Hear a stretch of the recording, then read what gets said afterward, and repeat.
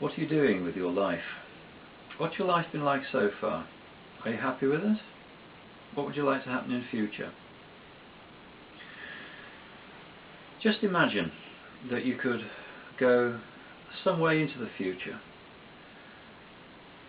to the point just after you've died. Let's say you, in that spiritual position, open a newspaper and see your own obituary. What would it say? Would you be happy with what it said? Would you look back and think, now it's too late, what would I rather have done with my life? What would I rather have achieved? Similarly, if you find that perhaps a little bit distressing, perhaps you could imagine that you, right now, back in the present moment, could get on board a time machine and you could go into your future. What would you want your future to look like?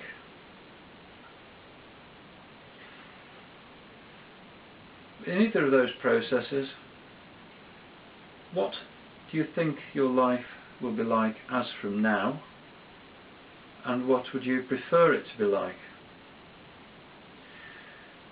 These two little techniques, the obituary technique and time travel technique, are meant to enable you to just make an assessment of what your life might be like if you just carry on the way you are, or how would you actually like your life to turn out in future. And the reason these techniques are interesting are because if you decide on the latter, that you'd like to make some changes in your life, then this gives you an opportunity to do so. For instance, what would you like people to read about you in the newspaper after you've died? What would you like your obituary to say? Or, if you prefer the time travel version, what would you like to see yourself doing 5, 10, 15, 20 years or however long in the future? This just gives you a focus as to what you would like to achieve instead of what you might be stuck with. You're now having decided, if you do, that you want something different in your life, you want more control, you want to achieve more success or whatever. What are you going to do that? And again, you can imagine time travel, say, so many years into the future. What will you be doing then to enable you to achieve what you want ultimately, or to change your life in some way? The point is that your life isn't fixed. You have all manner of choices, which is your choice to make. Some might be distasteful, some might not be very pleasant, but you still have a choice. Whatever you want in the future, it's up to you to decide if you want it or not.